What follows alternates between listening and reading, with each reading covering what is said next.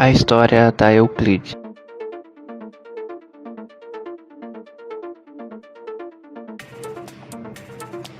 A Euclid Company of Ohio era uma empresa especializada em equipamentos pesados para terraplanagem, nomeadamente caminhões basculantes e tratores raspadores de rodas, que funcionou nos Estados Unidos da América entre os anos de 1920 e 1950, e depois foi adquirida e convertida em seção de General Motors e mais tarde pela Hitachi Construction Machinery. Fundada em 1907 por George Armington, a Euclid nasceu com o nome de Armington Electric Hoist, passando a se chamar Euclid Hoist e Crane quando se mudou para a cidade de Euclid, em Ohio. Na década de 20, a empresa, que foi uma das pioneiras na produção de diversos protótipos de tratores de rodas e de esteiras, entrou no mercado de construção com a introdução do Automatic Rotary Scraper em 1924, cuja aceitação levou à criação de uma divisão de máquinas rodoviárias 2 anos depois do lançamento. Em 1931, essa divisão tornou-se na Euclid Road Machinery, que se tornou independente do grupo Armington já em 1933. Embora tenha iniciado sua trajetória com a fabricação de scrapers, aos poucos a empresa se especializou no desenvolvimento e fabricação de caminhões fora de estrada, sendo que seu primeiro produto para esse segmento foi o Track Truck, um modelo OTR com caçamba de 5 metros cúbicos. O impacto foi tão grande que em 1950 a Euclid já era vista pelo mercado como sinônimo de caminhão fora de estrada. A percepção justificava-se pelo fato da empresa produzir diversos modelos com capacidade nas faixas de 10 a 62 toneladas e que então eram intensamente utilizados nos setores de construção, mineração e pedreiras. No decorrer do tempo, a evolução do portfólio continuou e na década de 1980 as capacidades dos caminhões OTR da Euclid já chegavam a 210 toneladas. Além dessa inestimável contribuição no mercado, a empresa também foi responsável pelo desenvolvimento dos vagões com descarga pelo fundo, originalmente chamada de Buttle Dump Trucks, uma combinação de trator com reboque que atingia velocidade de até 50 km por hora, 6 vezes mais do que era possível com os scrapers, e por distâncias de transporte muito maiores que os demais equipamentos da época. Também, esta categoria vivenciou uma notória evolução tecnológica. O primeiro modelo tinha capacidade de 10 metros cúbicos, sendo que na década de 80 as capacidades evoluíram para 110 toneladas. Graças ao sucesso dessas duas linhas, a Euclid abriu uma segunda fábrica, na qual produziu o primeiro motor scraper da história, equipado com 2 motores Twin Engine, um no trator e outro na traseira do scraper, que operavam de forma sincronizada e possuíam transmissões semi-automáticas Allison Torque Matic com conversor de torque. A empresa também foi a primeira a produzir com sucesso equipamentos como pás carregadeiras articuladas e escavadeiras com correia transportadora, loaders. Em 1951, a Euclid iniciou a produção de máquinas na Escócia e 2 anos depois foi adquirida pela General Motors, que na época ensaiava sua entrada neste mercado. Com o negócio, a Euclid transformou-se em uma divisão da GMC, que construiu uma nova fábrica em Hudson, também em Ohio. E investiu pesado na empresa, desenvolvendo ainda mais produtos existentes e lançando novos, como o trator de esteiras TC12, o maior do mundo na época, e o Scraper TS18, com tração nas 4 rodas, que estabeleceu novos padrões de tração e rampa para a indústria. Ao contrário dos tratores tandem experimentais Caterpillar e Allis-Chalmers, ele foi projetado desde o início para lidar com a potência e o peso de 2 conjuntos de força. enquanto os tandems anteriores eram montados em quadros rígidos de largura dupla. Cada motor e transmissão em um TC12 era montado em um chassi independente, e dois chassis eram unidos por uma viga cruzada que os permitia oscilar um contra o outro em terreno irregular.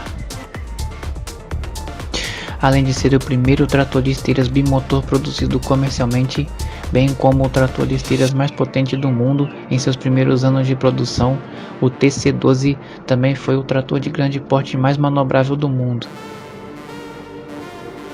Com cada esteira movida por um dos dois motores diesel GM 671, uma esteira poderia ser girada contra a outra para girar a máquina em seu eixo central. Ele também tinha troca de força e um conversor de torque, o que tornava o fluxo de força para as esteiras mais consistente e eficiente. Ao todo, era uma máquina mais fácil de operar do que uma grande esteira convencional, com freios de direção e mudança de marcha. Um benefício final foi que os radiadores ficavam atrás do operador.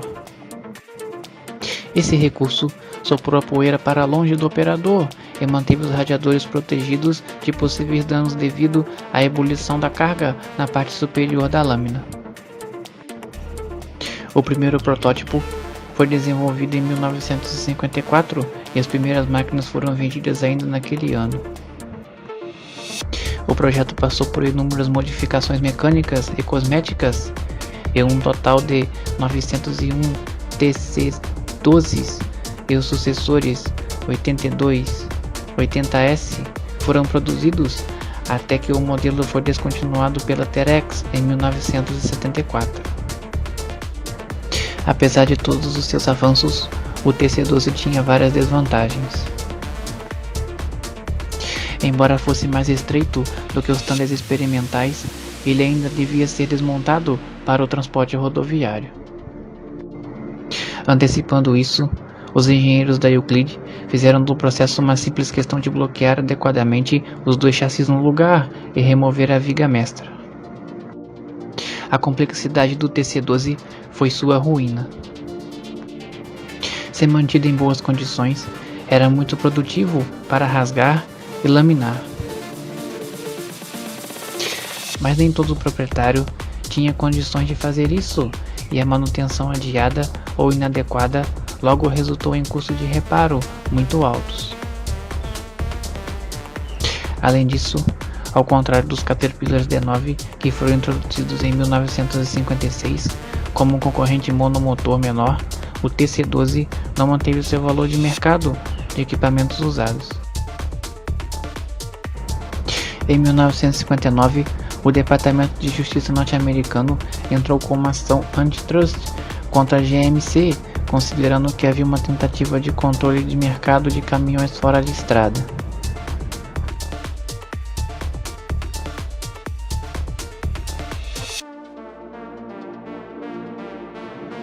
Em 1955, a introdução do trator de esteiras modelo TC12. Em 1956, o lançamento do trator de esteiras modelo C6 e do scraper modelo S18.